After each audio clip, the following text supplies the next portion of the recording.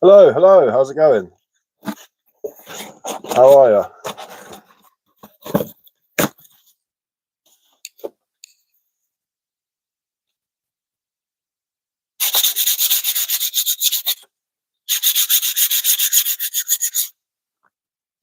What am I doing? I am just sanding down an old spoon and we're going to re-oil it. This is a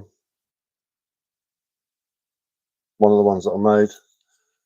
Here's one of the ones that I finished last night, which is a bit more interesting. If you have a look at that, it's a bit more intricate on the handle. That's more of a sort of show piece. Oh, well done, Dobby the Elf. No, I don't have any tips. Nope. I'm Hindu. You? I'm English. Can I craft a bush? Probably.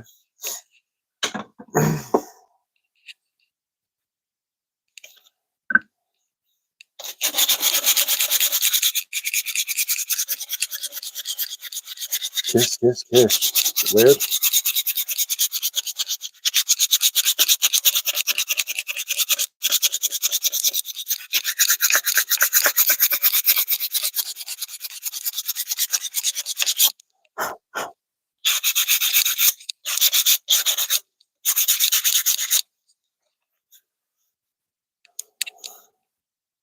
God, prayer, love, and light. Yeah, right.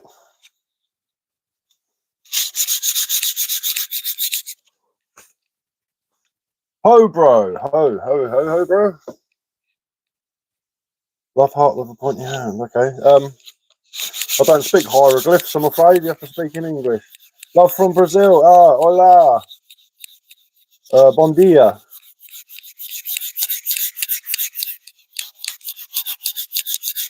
Tudo bem? Am I saying that right?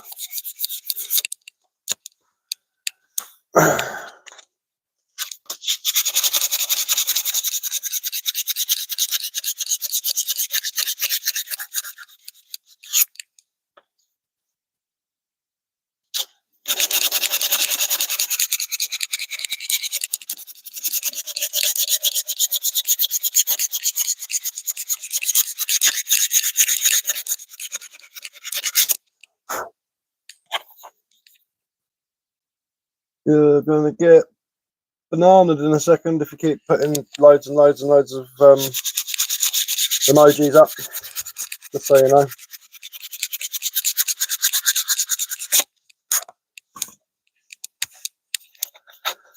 Hope everyone's well.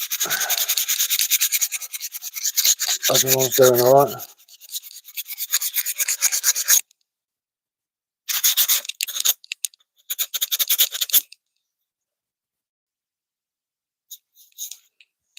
Smiley face, thumbs up.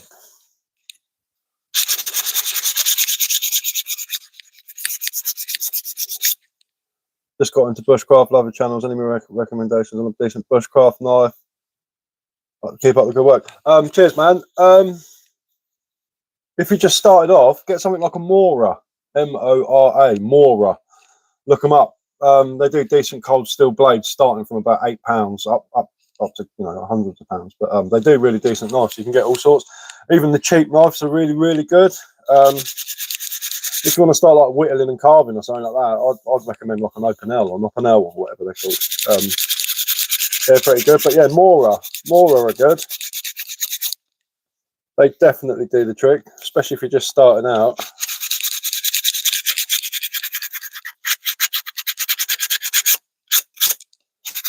As long as it's cold steel, just don't get a stainless steel one, because stainless steel knives don't hold a true edge like cold steel does.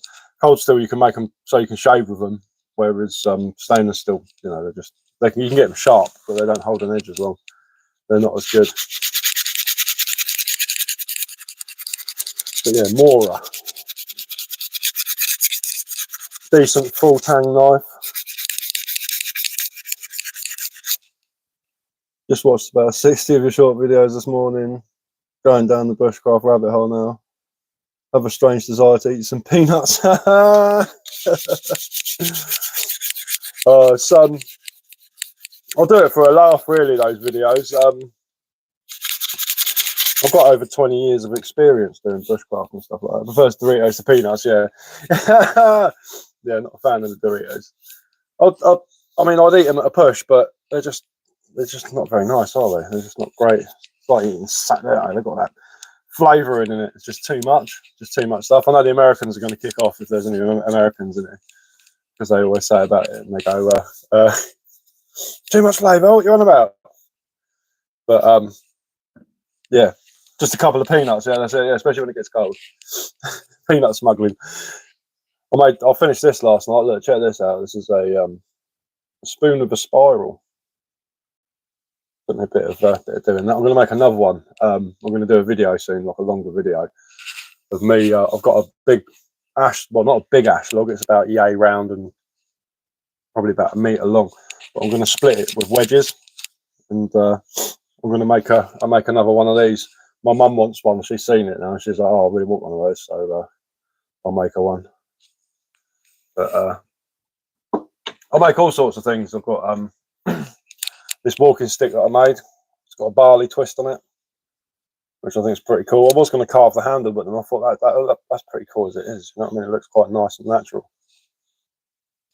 I'm trying to get up in the woods, in the forest. I'll look after a forest. Problem is, I've been quite ill and I can't drive, so I have to wait for my mate to take me up there. But I'm definitely going up. I'll probably be going up a place called Slindon on Thursday, Friday, to look for some mushrooms, some edible mushrooms. So that should be another video that I could do, a longer video.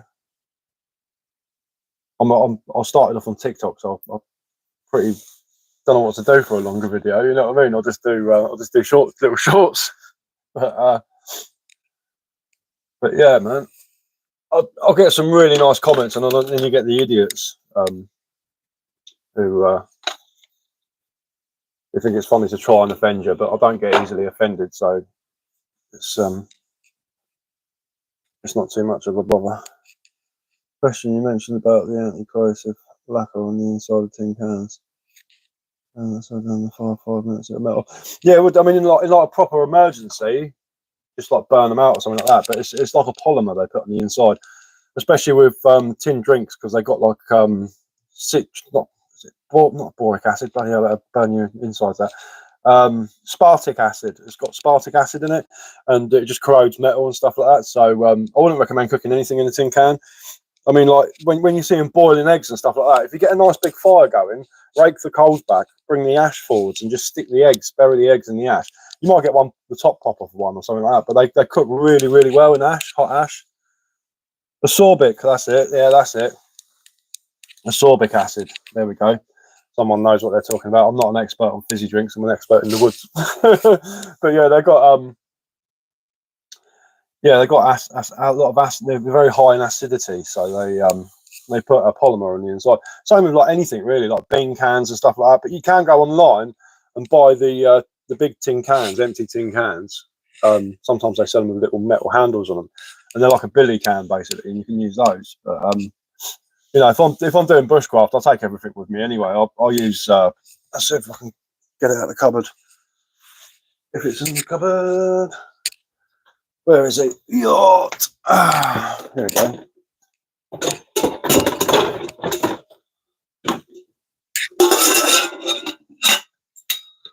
I use one of these if I'm up the woods. Just a billy can, like a 2 litre billy can. That'll do you really well if you're going up the woods doing bushcraft and stuff. You can cook all sorts in it. It's just a big pot basically. But that's what I was saying about the if you put a bit of olive oil or washing up liquid on the bottom of your pan before you put it on the fire, the black stuff just washes off. And I had someone say to me, "Why would you want to? What's the reason for getting the carbon off the bottom of the pot?" I said, "Well, you know, you're going to put it in your bag. You want to keep it clean. You know what I mean? You want it to look good. You don't want it to be all mullered. You know, obviously you get a bit of heat marks on there and whatever, but take 2 jacket potatoes and stick them in the fire for about 20-30 minutes directly. Smoky potatoes are the best. Yeah, they're cool cooked like that. They're decent. I like getting a loin of pork and wrapping it up in tin foil, getting a massive fire going, and then you bury it in the coals for about an hour, and it cooks really, really long. How long have I been growing my beard? About 2 years. I've just I've just woken up, so it hasn't been combed yet. It's a lot longer and a lot bigger than it looks. I've got really curly hair. It comes down to like there, but it needs a needs a comb and some oil in it. But as I say, I've just woken up, so it's not really on the agenda. But, yeah, there's my drink. There it is.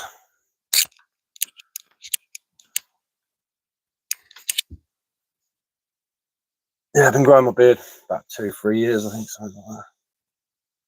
All my hair fell out, so I thought I'd grow a beard. You know how it is. Watching some of your reaction videos, one of those girls will be nicking your beard for kindling. Yeah, too right. Yeah, they'll be cutting it off, nicking my t-shirt and setting fire to it. Oh, they're not like bushcraft videos. They're just like hacks, basically. People think it's you know, when you see someone poke a hole in a tin of tuna. I did a video on my TikTok. Unfortunately, I can't put it on here because it's got the watermark on it. I'll have to redo it. But I got my my little camp kettle, not my big Kelly kettle, but I've got my little camp kettle, and I got a tin of tuna, and I did the old bit of loo roll in the top and all that, and then just a little kettle like that, just your little sort of bog standard camping kettle, and I what's his name? Put it on the put her on. You know, it's only like a litre one. You get a couple of cups of tea out of it.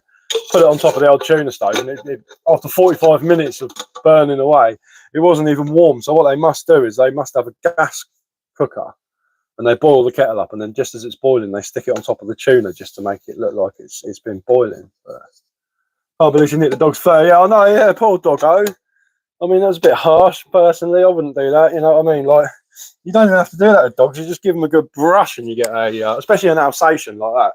I think it was an Alsatian. Anyway, you get a load of fur on the brush, don't you? You don't need to do that. Seeing someone hang a bottle, what was happening? Like they didn't unscrew it perfectly. Foreign bottle cap. Yeah, I know. Yeah, it's silly, isn't it? Some of them hack videos crack me up, especially ones with a big bats on display. Catch your attention.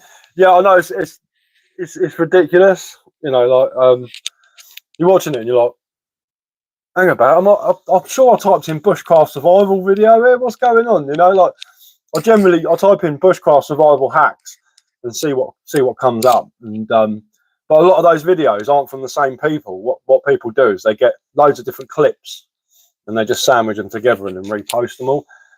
So they're not actually like, you know, like one of them, Sergio Outdoors, the geezer who makes stupid things basically out of whatever he can find. You know, like he's walking along with like 10 bottles of fizzy drinks, and then he drops them. He's like, oh, and he gets a plastic bag and he makes loads of cordage out of it and ties them up, and he's hanging them like, yeah. That's a good survival tip, isn't it? When you got like 20 liters of like Pepsi and Coke and Sprite, and you're walking through the woods and you drop them, you know, you can just do that. That's not a survival hack. That's not a woodland hack. In any survival situation, your main priority should be making a fire.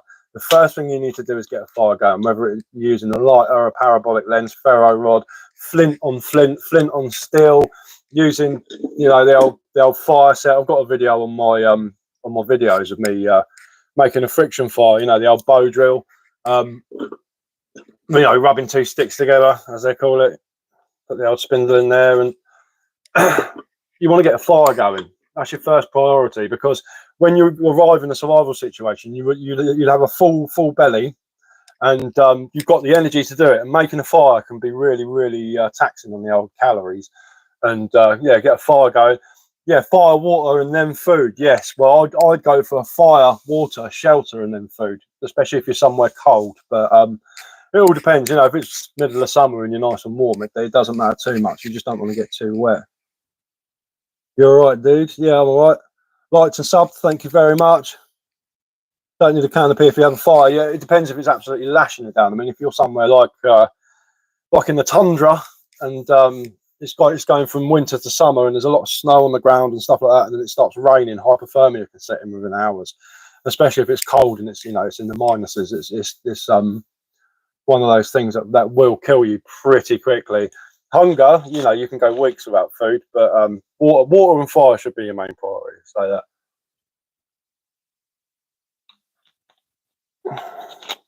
Somewhere like Bolton. Yeah, quality.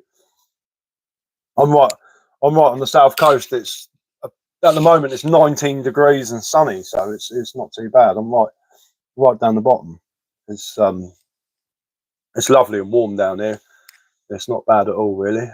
What was I doing? Oh, yeah, I was going to get some mineral oil for cutting boards. I've got an old chopping board I need to sand down as well. I use it for toast, but it's getting a bit manky when you wash it. It keeps swelling up, so I've been drying it out. I'm going to sand it down. Not that it's anything special, it's just like a little board, chopping board, but I quite like it, so I'm going to sand it off. And I'm going to get that big log out in a bit, and I'm going to do a video of the step-by-step process of making a spoon. I've changed my hat today. This is an even older hat. I keep getting people saying about my ESP hat. They're like, oh, that's an old hat. I haven't seen one of those for ages, so I've swapped it up. So if anyone knows what make this is, we'll give it a go. This is for the old fishermen, really. Oh, pardon me. Oh, the old fizzy water. I've got some oak as well. I need to make myself a new maul because I do a lot of like wizards, wood spirits and stuff like that. But I decided to use it for smashing in. I use an old broken machete as a throw, and I just decided to use this to smash it in, and it's absolutely mullered it, which is a shame, really, because I use this for when I'm chiseling. I've got the old chisel out. I'm doing like things like doing things like that, you know, like the little wood spirits. Getting the old wood spirits on. I haven't carved the wood spirit for ages, actually. I need to do that. I started making one out of a bit of Christmas tree. It's for the neighbours. They left their Christmas tree outside last year and to go in the bin, and I nicked it, and I said to them, I'll make them something out of it. So I'm carving like a little Christmas wizard. I need to trim that up and do a little bit. You always take rope or make your own 3 nails in the stump. You can brace up in the bark. I don't like wrecking trees. I can make my own rope. If I was going to make my own cordage, I'd make it out of stinger nettles. Because all you have to do is get nice big fat old, you know, like quite old stinger nettles, and then you just peel all the leaves off, and then you put them down and you bash them with a stick, and you can get the fibres out of it. You can make your own cordage, but I do carry a big reel of paracord with me when I go out the woods. As I say, I'm not really. I know survival. I know what to do in survival situations, but I'm more on the bushcraft side. So when you do bushcraft, I'll take like a big Dutch oven with me. I'll cook a big stew. I've got a chair. You know what I mean? Everything's nice and comfortable. It's sort of like camping, but you're utilising nature. You know what I mean? To do your camping instead of just taking like gas stoves and stuff like that. Sort of like Ray Mears. You know, if you watch like Ray Mears videos and watch his old TV program that he did years ago, a bit like that, really. That brush is knackered.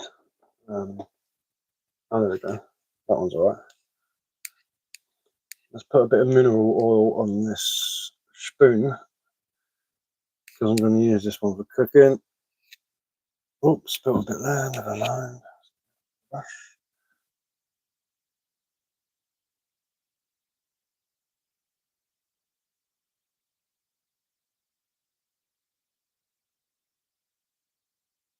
The ironic advantage of Japanese hogweed. Needs to be careful. When the flowering can cause skin irritation. You can actually eat Japanese hogweed. It's edible. Look it up.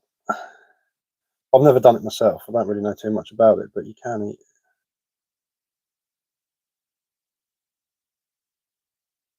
Certain parts of the plant, but I normally stay away from things like that. I stick to things that I know, like ramsons and three-cornered leeks. Do I know any networking groups for bushcraft? No, unfortunately not. I started doing bushcraft before the internet was, like social media was a big thing, really. I taught myself how to do it. I learnt from books. Books are always a good one. I used to go out on my own a lot, camping all the time. That was my thing. My granddad was a woodsman, so he taught me a lot of edible plants and fruiting trees and stuff like that. But unfortunately, I'm sure if you type it in the internet, you can find some people near you. Never thought of eating them, but would imagine It's the inner part. Yeah, as I say, I don't know too much about the old knotweed, but you can. It is edible apparently. The Japanese eat it, but you're not meant to mess with it, are you? In the UK, you're not meant to touch it. You're meant to leave it be. Apparently, one of those things.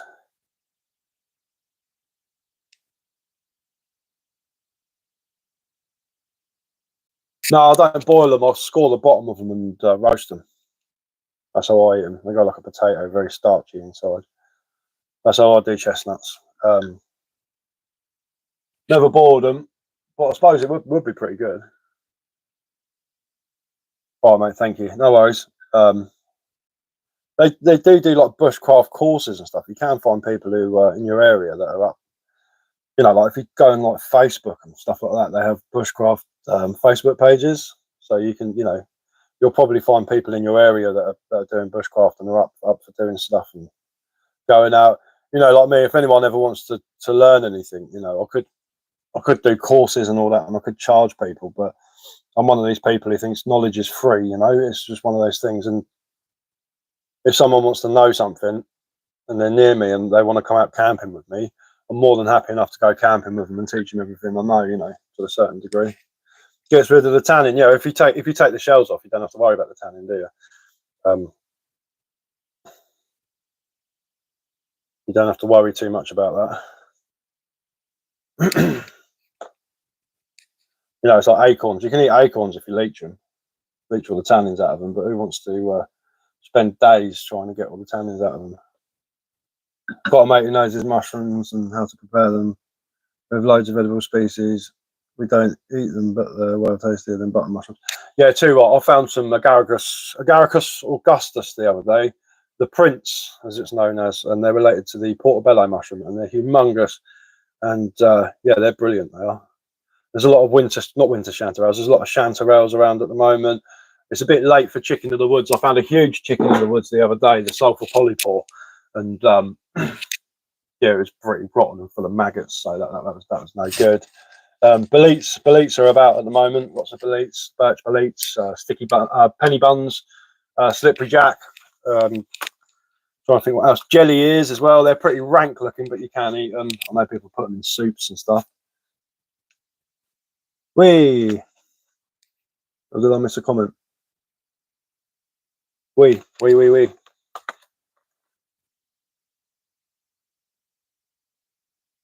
Whereabouts in Sussex, bud? West Sussex. I'm not going to say my exact location. I'm not going to say on the internet. I'm right in the middle of West Sussex, right on the south coast, right on the coast. I'm about 15 minutes away from the beach.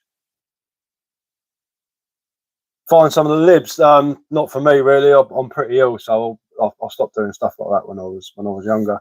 But I used to, of course, when I was younger. Not my favourite. Mexicans are my favourite, but you know, as they say. But yeah, I'm too old for all that now. Just asking, as I'm from West Sussex. I'll give you a rough place where I am. I am in between Worthing and Bognor Regis, but I'm pretty close to the South Downs National Park. You should start your own course. I'd sign up. I could do, but I say I'm pretty ill at the moment, so it's hard to commit to stuff like that. My woods are full of ink caps. Scared to eat them. What sort of ink caps? If they're shaggy ink caps, you can eat them, but you've got to get them when they're young. You know, the old judge's wig, they call them, the ones that are really sort of closed up. Shaggy ink caps you can eat. You can, what's his name? Just don't eat them if you're drinking alcohol, because it makes them really, really dodgy. I like the agaricus mushrooms, like, you know, like the field mushrooms and stuff like that. They're always tasty. Oh, good man. I need to water for the lips. Stop the courses. Hang on 2 seconds. I've got a message.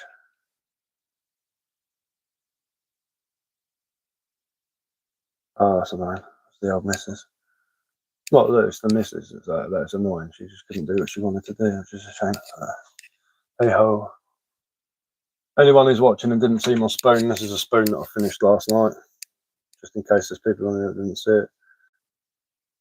Carved me a wooden spoon with a spiral in it. Yeah, that mineral oil is good. It's got no smell to it at all. Fly agaric are edible if done right. Yeah, I just don't mess around with the Amanita muscaria. They're a bit they're a bit scared. Turned out great. Yeah, it did actually. Yeah, it's decent. I'm well happy with it, considering my usual spoons look like that. You know, so it's not too bad. I'm going to start another one later on, but I need to process some ash to make it. I need to split a big ash log in half, which I didn't really want to do. I might try and see if I can make it out of cherry. Cherry would be good, but the cherry I've got's got a bloody great big knot in it, so it's going to be hard to split. I'm making picture frames today. Thanks for the company. No worries, anytime. The spiral looks well done. Yeah, it took me a bit to do it, but it took me longer than it normally does to make a spoon. The video doesn't give it justice really, but it's nice and strong as well. It's not like flimsy or anything. Normally if you cut a spiral into thin wood, you've got to be careful because you go too deep, it's snap. 70 days to Christmas would be nice presents. That's what I'm. Oh, God, stuttering. Here we go. I've got to stutter. I tick as well sometimes. I have to redo my videos a lot. That's what I'm doing them for. I'm dishing these out as Christmas presents. My mum wants one of these, but I'm going to keep that as a prototype so I can look at it when I'm carving. I see you're a fisherman too. Yeah, I am a fisherman when I can get out. I do love a bit of fishing. I'm wearing a Dale hat and Nash tackle bloody t-shirt. I am when I get out. Here you go. Look, this is a bushcraft item. This is a cookser. Yeah, if you like the grain in that spoon, you like this. This is a piece of spalted sycamore. So spalted is when the tree's dying and the fungus gets into the grain of the wood and it changes the colour of it, makes it go black. Yeah, this is a cookser. It's a wooden drinking cup. It's spalted, as you can see there. You've got the lines and patterns in it where the fungus started to eat it and kill it off, basically. Nice little piece, you know, like the old wooden drinking cups for drinking shit like that. Ooh, swearing. Here he goes. Let's put this one up here so it can dry. And then I made its big brother as well, which is that one. It's a bit wonky, that one, but I don't mind. It'll be good. It's got all the spalted bits in it as well. It's off the same log, but that one was a bit more rotten. It was a bit of a nightmare because some bits of it, when I started carving it out, the bits of it started getting a bit, it was a bit punky inside, but luckily enough, the outside was still strong enough to make a cup. What's my next project? I hope my health improves, man. I'm waiting for surgery, so when they do that, 6 months recovery, and then I should be good as gold. What's my next project? I'm not sure, actually. I need to make a new maul for chiseling, because I've mullered this one. It still works, still got good side on it, but I want to make one out of oak. But I'll make these as well. I made one for my little girl to start off with, and it's a fairy door. Like, you put it on a log. This one's just made out of scraps that I've sanded down and used the old wooden pegs like they used to make doors when nails were expensive back in the day. Can you show us a few tools that you use for carving those nice things, please? Yeah, a lot of my chisels are in this big box with loads of wood on top of it. But yeah, of course I can. If I'm carving faces into things and doing intricate stuff, here we go. I use gouges, like carpentry gouges. Pass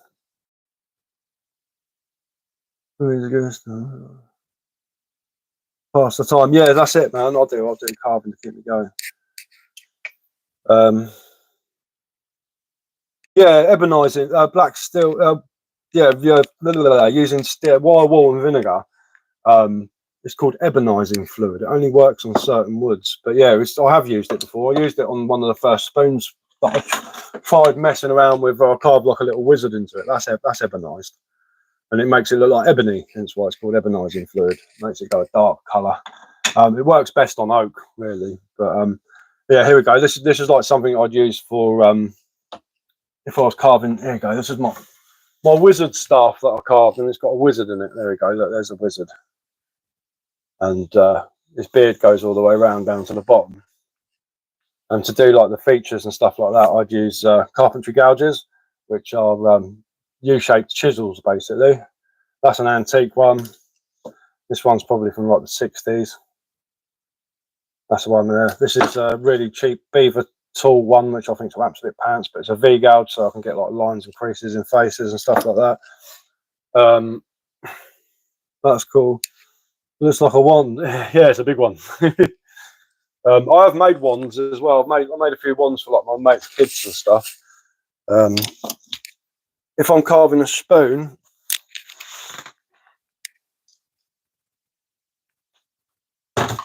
I start off with a blank. I'll draw the spoon on it, then I'll carve it out with an axe, and then most times I use my bushcraft knife, or I've got a little morer as well. Where's my morer? I have to keep these out of the way of the kids. I've got 4 kids, so I don't like leaving things laying around. I have to put them up high. I put these on top of the kitchen cupboard, so they're easily accessible when I'm carving, so I don't have to take everything off the box and then get everything out. But like to carve the pattern on that spoon, I used this little open-L, whatever which way you want to call it, knife. Do the other paper test. It's still got some edge on it. Yeah, a little open-L knife like that, because it's got a nice point on it and you can get in and do little details. If I'm carving a bigger project, I use my morer. There's a morer, which is a carving knife, as you can tell by the way it's pointed. That's good for like getting in features and stuff on faces. If I'm carving like a big walking stick or a bow or a crossbow or something like that, I use my full tang bushcraft knife. And to hollow out the actual spoons, I either use one of those gouges or this, which is called a crook knife. And you just hold it like that, and you scoop like an ice cream scoop. You scoop out the middle.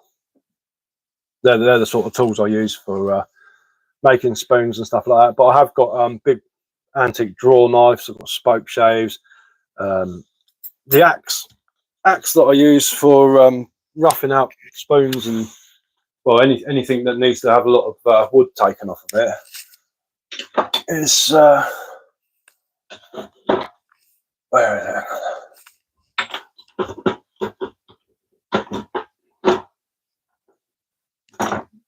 Boy, it's a Husqvarna camp hatchet. It's nice and sharp. I'm going to use this for when I'm carving bigger projects and I need to take off, quite a lot of wood, a lot of meat from the wood. But this is my just one of those sort of round edged. Oh, it's got a dink there. That's going to have to come out. Right. How do I do that? Probably hit a knot really hard, but it's got quite a fine edge in it. But yeah, that's my Husqvarna camp hatchet, and I use that for chiseling out, making bigger things. You should make yourself a wood toolbox after Christmas for all your tools. Natural pin hinges. I've actually got one. It's here. It's a big wooden box that my grandfather made when I was about 7 years old to put all my toy soldiers in.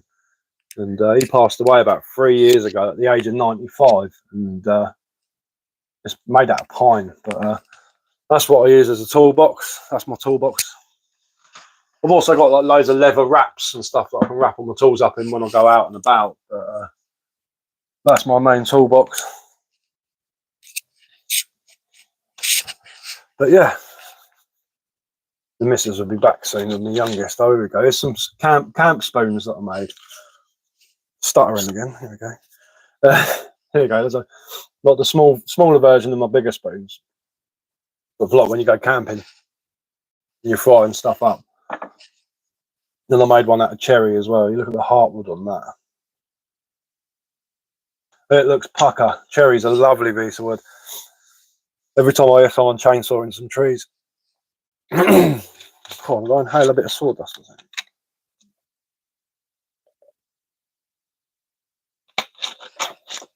Yeah, every time I hear people pruning trees around here, I'll get out and about, go for a walk. Oh, can I nick one of those logs off there? sometimes they're a bit, what do you want it for, you know? Cool. Talking too much. But yeah, yeah, I'm pretty chuffed with that one I finished last night. Just a decent looking spoon. I'm gonna have a go at making some of the Welsh love spoons, you know, and give it a go. And I need to make some Christmas decorations to go on the Christmas tree this year. I want to make some sort of natural bushcrafty Christmas decorations, and I want to make a holly wreath as well. But to make the holly wreath, I'll get 2 pieces of coppice and I'll bend them, tie them together, bring them indoors so they dry, and then I'll attach them together with 2 wires. So I attach 2 of them together with wires, and then I'll put holly berries and pine cones and stuff like that, and probably some ivy or something like that, because it stays green. It doesn't really, takes a while for it to shrivel up, and hairspray it all so it doesn't go doesn't go too rotten. But yeah, that's what I'm going to do this Christmas. Not too long to go now, really, in the grand scheme of things, especially if you're carving and whatnot. I made a couple of those reindeer a couple of years back, and I let the grass grow in the front garden, and every day I'd cut a bit of the grass so it looked like the reindeer were moving around the garden, eating the grass off the front garden. The kids loved it. But I think I'm going to make a couple more of those reindeer, because normally I put a bloody great big Christmas tree in the front garden with lights and all that stuff on it. But I don't think I'll be bothered this year. You know, it's like a big 8-foot tall metal framed Christmas tree bloody thing, and it's just too much.